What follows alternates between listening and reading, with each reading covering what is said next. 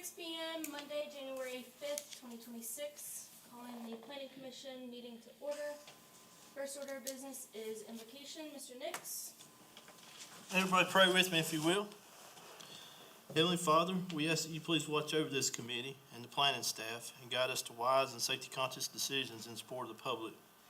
And we also ask that you watch over the county law enforcement, first responders, and other county workers as they perform their duties, that they may return home safely to their families after every shift.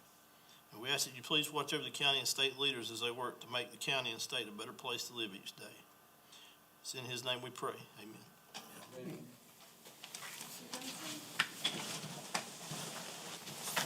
I pledge allegiance to the flag of the United States of America, to the republic for which it stands, one nation, under God, indivisible, with liberty and justice for all. All right. Next, we have election of officers.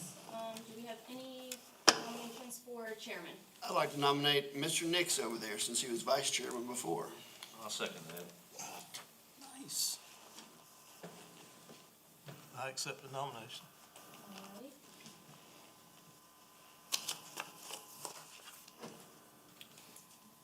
Alright. All those in favor? Alright, motion passes. Mr. Nix. There you go. Your man. Congratulations. You take it over, I'm gonna sit in your seat, or your old seat. Move all my stuff over there. That's not fair, I wanted that chair. He should have said so. Yeah.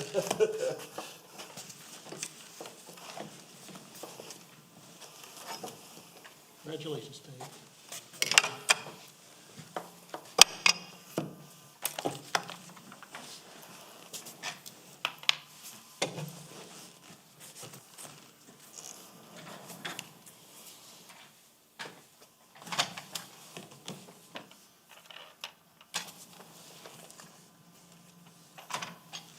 There we go, you can actually see.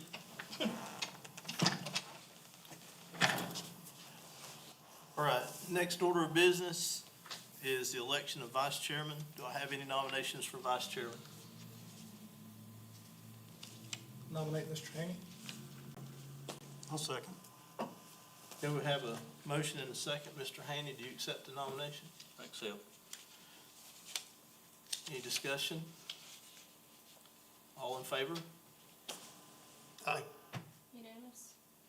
Any opposed? Let's see here. All right, the next agenda item is secretary. Do we have nominations for secretary? Staff. Yeah. It's Lise. I second that motion.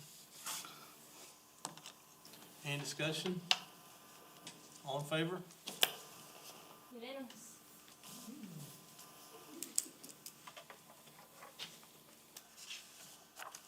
Okay, approval of minutes from December the 1st, 2025 meeting. Has everybody looked at the, do I have a motion to approve? I make a motion to approve the minutes. Do I have a second? Second the motion. Any discussion or comments?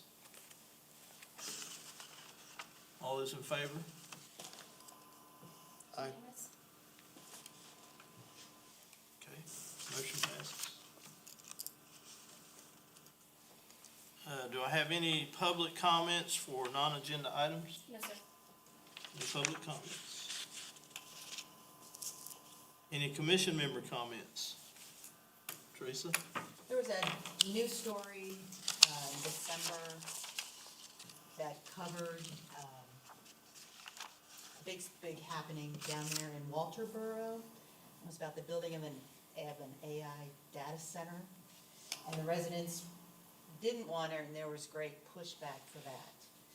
If you type in data center into the Oconee ordinance code, nothing comes up. So it got me thinking that we as a commission should come up with some kind of ordinance that regulates the building of a data center to protect our county and the welfare of our citizens. We don't want, I feel like if we have nothing, we're vulnerable, so let's get ahead of it. maybe next month's agenda. We'll put it on there. You wanna make a motion for that? Make a motion that the next, what's our meeting, February 2nd? That the discussion of an ordinance regulating the building of a data center be on. Do I have a second? Second. It's gonna be February 2nd. Discussion? So, Mr. Chair, Yes, sir, Mitch. what are the major concerns that we need to focus on so we come prepared for the meeting? Water usage, for one. The computer chips, I guess, in these data centers zap the water. They need fresh water, then they spit out the used water, or the residents around these data centers are using used water, and the water's turning brown and tastes terrible, so now they're having to buy water to drink. That's one. Noise is another one. There's stories, I have it printed out from residents in Virginia who live near data centers, and it's a constant hum because they run 24/7. Windows anymore, they put mattresses up against their windows to help mitigate the noise. Electricity use, it zaps all the power, and a lot of times when they come in, these data centers are getting tax breaks, I guess, and the residents are having to fill the gap and pay extra in their utility bills. So, those are the big ones: noise, water, electricity. There's also, they get a lot of incentives from the government to, and, you know, when do those incentives, stop? Expired. Thank you.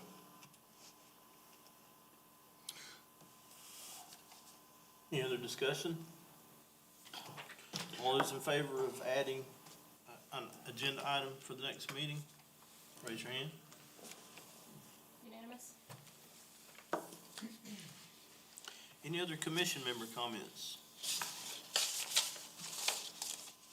I'd like to thank Mike for having been chairman for the last 2 years. I tried to talk him into being chairman again this year, but he said he's had enough. So, we'll miss him on the chairmanship because he does have a lot of knowledge, especially in developer type stuff and real estate. And it's always good to learn from you.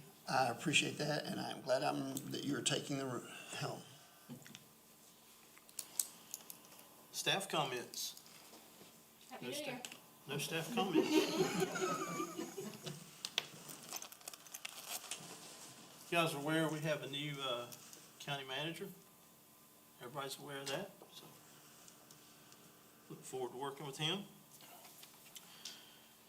2026 meeting calendar revision. I'm gonna let the staff address that. So previously, I have it up on the screen, so the one on the left-hand side is what you previously voted on. After I submitted it, it came back that there's still early voting going on June 4th. So the next available meeting date is gonna be June 15th. So you would need to vote on June 15th for that makeup date. And then actually we had voted, or y'all had voted, excuse me, to change the July meeting to July 9th instead of July 6th. However, there's no issue with July 6th, so it can stay as is. So those would be the two that you'll need to vote on. You're removing July 9th, basically. Yeah, so just changing back to the original date. So on the left is the original, on the right is the new. Yes, sir, correct. Do I have a motion to approve the new revised schedule on the right? So moved. I'll second. Have a second? I'll second. Okay, have a motion and a second. Any discussion? All in favor? Unanimous?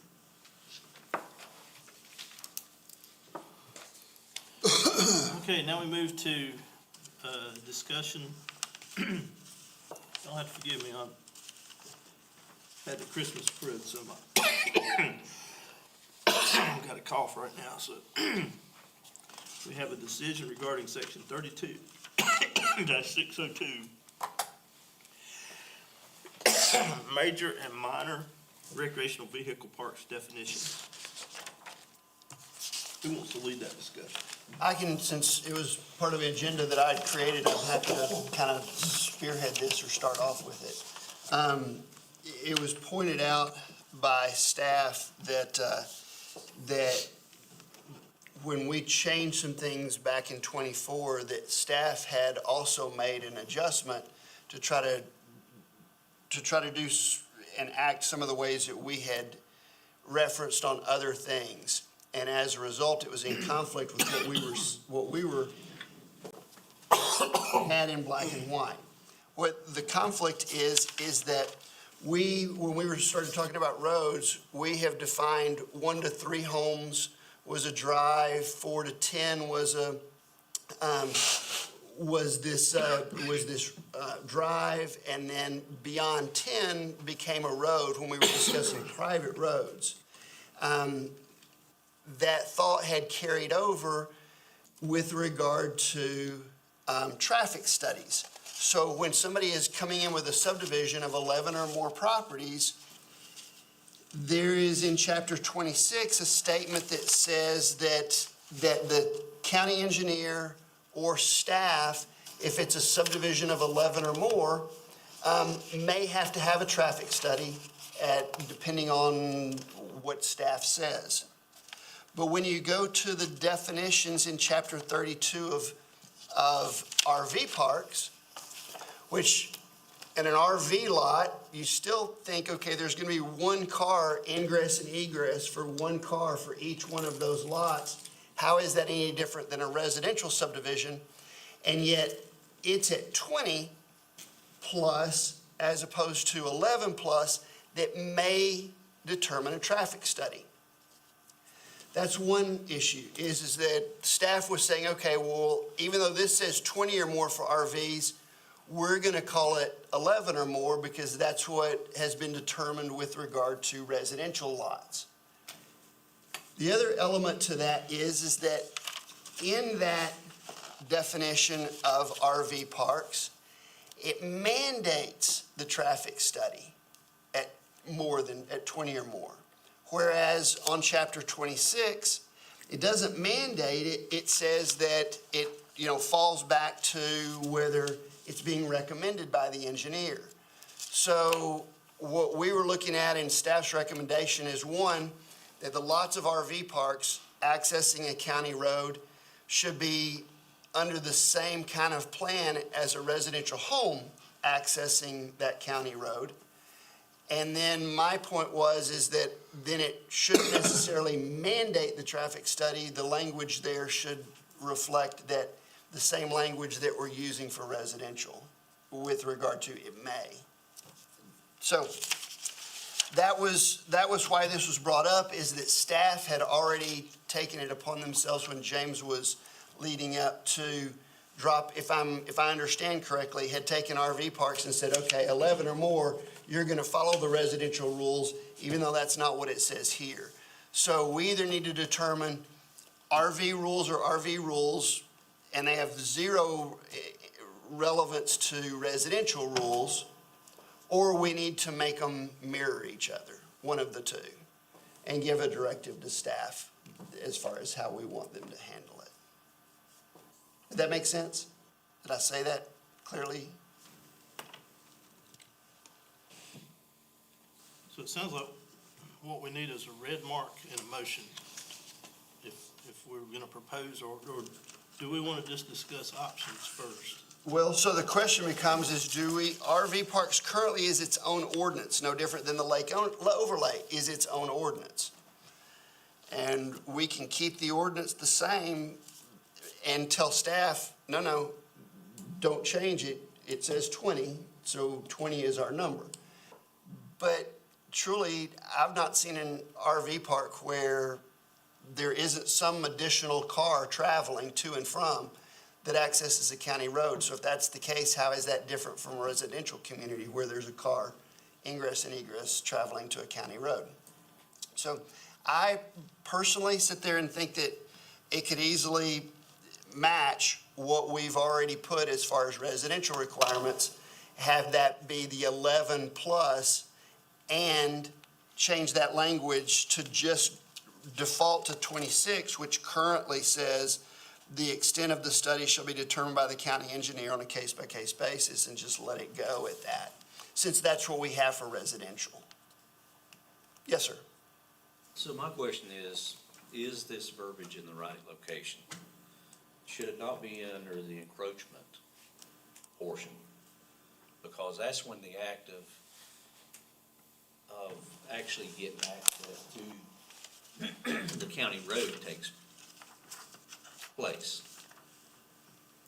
So right now, it's under definitions under that ordinance of RV parks. And the RV park ordinance is a pretty extensive thing, and the first section is definitions, and it just has this minor RV park and major RV park.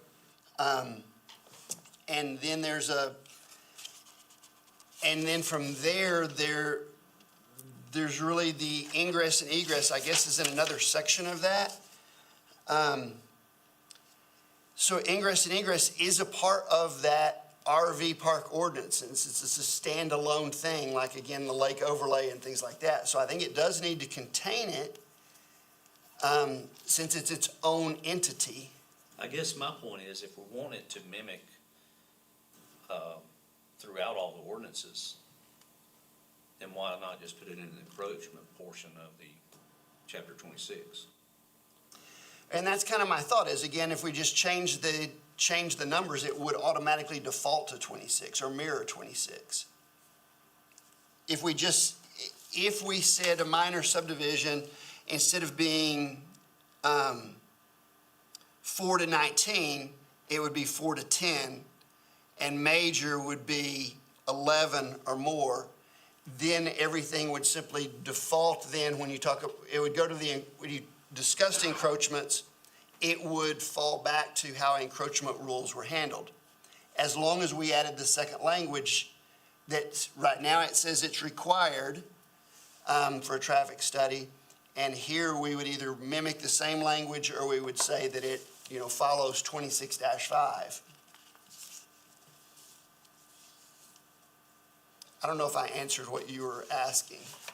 No, my point was just to simplify it and always go to chapter 26 for any encroachments, where it's looking at how many lots you're adding in, or how many, well, in this case, it's recreational vehicles.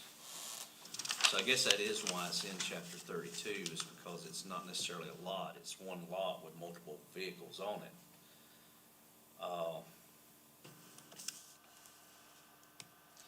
So this just talks about access. It's 32-613 is a paragraph regarding access. And that's kind of what your deal is encroachments of saying go to 26. Right now, what it's doing under access is saying that a minor park would require a permit for encroachment access, and a major park requires a traffic impact study. And I'm saying that we don't require a traffic study, that it's determined by the staff, that we should make this determined by the staff as well. And if we made it, instead of 20 homes or more, if we made the major fall to 11 homes or more, everything would just fall in line with everything else that we've done on 32 and 26. So just mimic the verbiage over into chapter 32 out of 26. So the motion would be to change minor recreational park definition, instead of 4 to 19, change it to 4 to 10, and major from 11 or more, and then to change 32-613, if you'll scroll to that.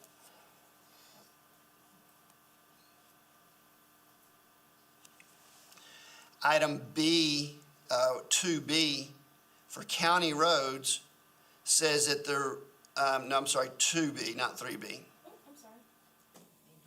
Right now, for a county road, that it says a traffic impact study, would be done for a major, and I'm saying that to match 26, we would just simply say for county roads, or for this access in general, that it would follow Chapter 26 regulations.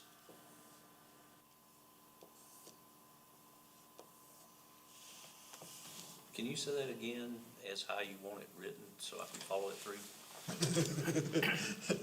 I want it written the way the attorney says it should be written. But the first section is changing it to mimic residential, which is 4 to 10 and 11 or more. And the second part is to remove this requirement that requires a traffic study for major recreational vehicle parks, and change that so that it mirrors the verbiage or references the verbiage in section 26-5B. So either, and that I would leave to the attorney, but 26-5B says for all developments consisting of more than twin dwelling units, the developer shall submit a traffic impact road study as determined by the county, either directly or indirectly. If it accesses upon a county road, then the extent of the study shall be determined by the county engineer.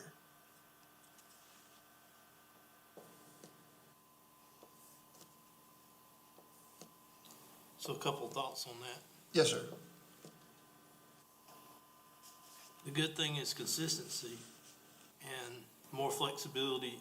If you have over 10 units, we're working with the county, and the bad piece on that is the chapter 26 language is non-specific, and if you change what you're proposing in chapter 32 for the RV park, it's gonna make it more restrictive for anybody who already has a 11 RV park. Now they've got, or if they decide this is for new parks anyway, it's not for existing ones, right? So I am simply trying to create something so that staff for new parks isn't doing something outside of what's written in black and white. the only difference I see is, it's like you said before, you can have 5 or 6 or 10 or 20 RVs on one lot. Whereas chapter 26 is generally addressing, well, it is addressing dwelling units, so I guess that's the same, and the number of traffic units coming from the dwelling units, so in that respect. And it Asking falls for- back on the they're asking staff for to this. make those determinations. Because really what it amounts to is how much added traffic are we adding to the county road based on what this is? Single family, RV, otherwise, it really amounts to how much additional traffic. Well, And ultimately, at the end of the day, Mickey Haney and I were talking about counter traffic and what does that look like. We probably should be revisiting chapter 26 at some point in the future, because really it should be the percentage of additional activity that determines it, not necessarily staff flipping a coin. I think that second sentence is important to include in that, because it talks about the average daily trips being increased to the point that the road needs to be upgraded to safely accommodate the increase in traffic. So that would be really when the trigger mechanism happens. It's not just at the discretion of the county engineer, it's when that increased volume brings about that trigger mechanism. But do you kind of see my point that 26 goes into more details to give directive to the staff, and it currently just says, hey, you're going to do a traffic study if you're building a new RV park? So, Mr. Nix hit on a good key point. Is a recreational vehicle considered a dwelling unit? Considered temporary dwelling. But is it considered a dwelling unit? It's taxed like a dwelling unit. Well, what's the definition of a dwelling unit? Please hold. What's the question? So, from the International International Building Code, a dwelling is a building that contains one or two dwelling units used, intended, or designed to be used, rented, leased, let, or hired out to be occupied for living purposes. A dwelling unit, a single unit providing complete independent living facilities for one or more persons, including permanent provisions for living, sleeping, eating, cooking, and sanitation. We actually have in our ordinances as well, because it goes back to that whole private roads thing that I started from the beginning, that a dwelling unit was something that had a place where you could cook, a hot plate where you could cook something, a bathroom, and a place to sleep, or by our ordinance, considered a dwelling unit. And so a barn with a tack room was considered a dwelling unit on the farm. So that kind of goes back to that, how we've defined dwelling unit already. So an RV is a dwelling unit. So if RV is a dwelling unit, She said permanent, yeah, and that recreational vehicles are determined temporary. temporary.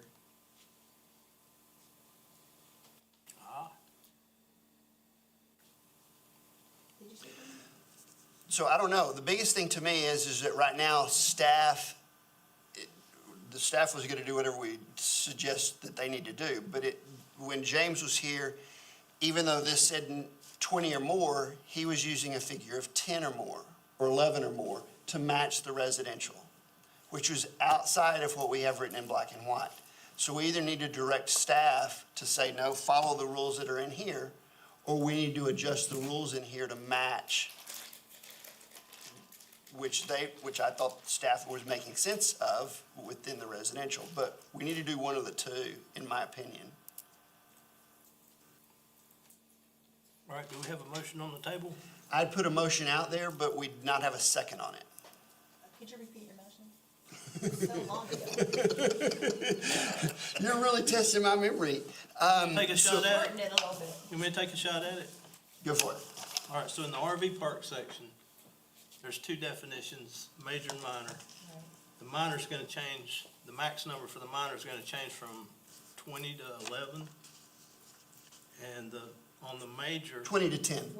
20 to 10. 10. 4 to 10. Yep, 4 to 10. 4 to 10. And then the major will change from 11 or more. Right. That's it. And there's another section, 312. 613, 613. 2B. My number's backwards. Where it says 613, 2B. you gotta have a traffic study if it's major. It's like 2B, 613. 613, can you take us to there? 613, Oh. it's in 32. 613 2B, it says you gotta have a major has to have a traffic study. I'm gonna change that to say, do what it says over here in section 26. And use that language. And that should probably be for 2B and 3B. Private roads intersecting a county road. Yep.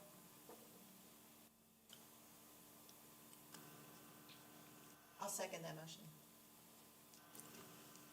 Okay, any more discussion?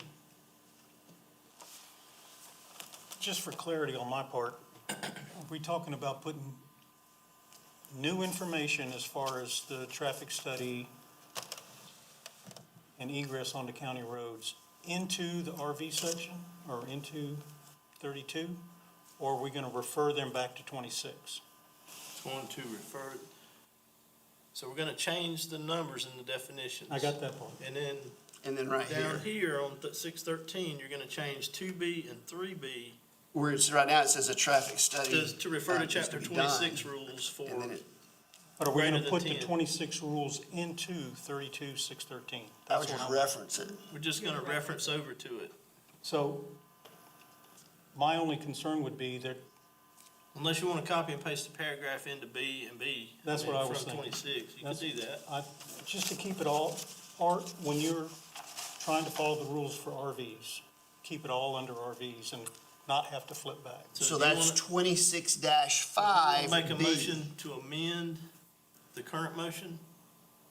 I can just amend the current motion to say that we are going to plug in section 26-5B paragraph into access in the appropriate manner that the county attorney sees to make it make sense. Okay, other discussion? We have a motion on the table. Do we second that addition? We need to second that addition? If necessary, I'll second. Okay, we have a motion and a second, or really an amendment to the motion and a second. But if we do that, if we're gonna do that, we have to have an extra vote. Yeah, I don't want to amend it, I'm just saying I'm adjusting We the have a motion. friendly amendment to the Yeah. motion, it's out there. We're discussing it with the changes, and we'll vote on it. Any other comments? All in favor? Unanimous?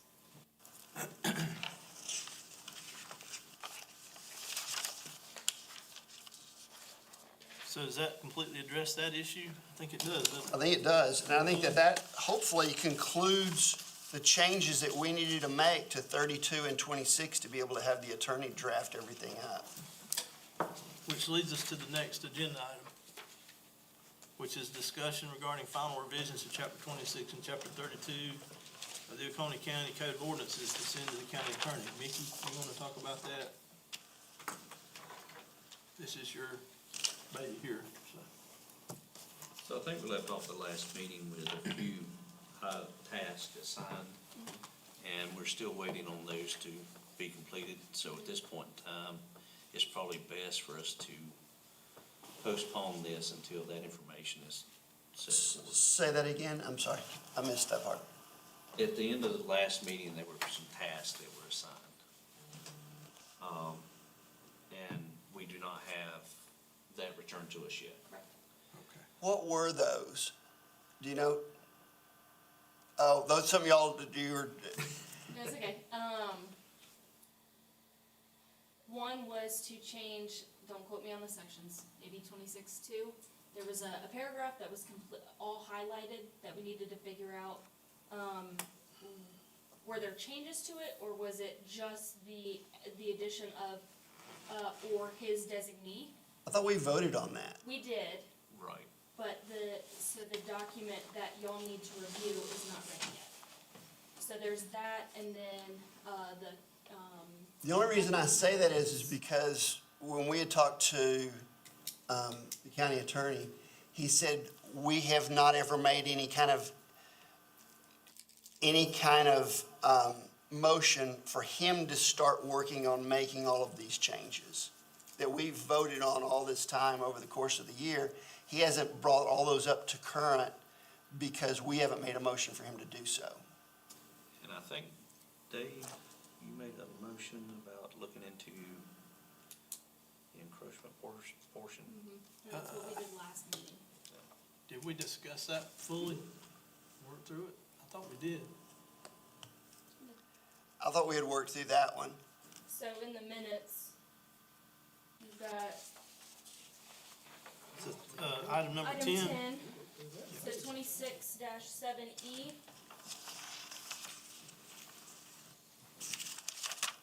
But other than that, I think we're ready to make a motion once we define what the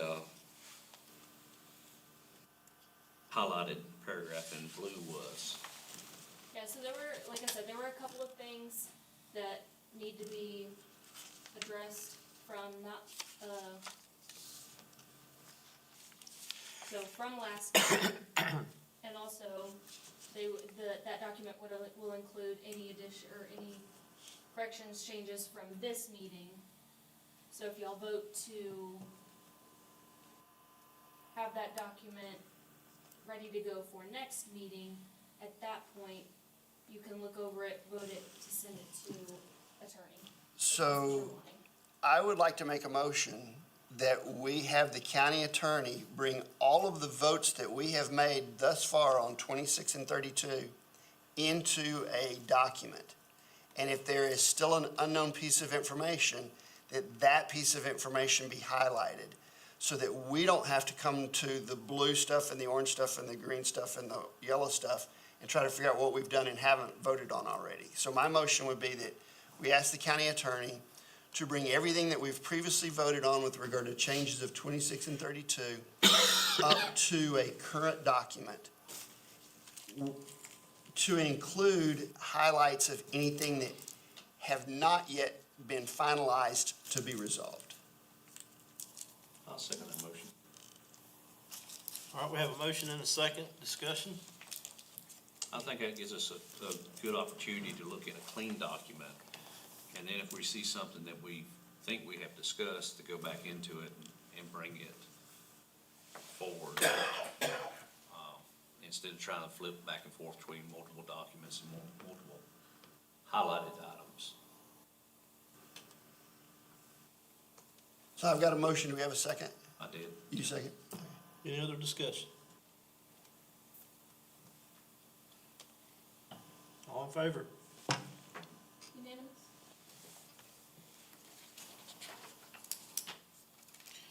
Do I have a motion to adjourn? So moved. All in favor? All right. Aye.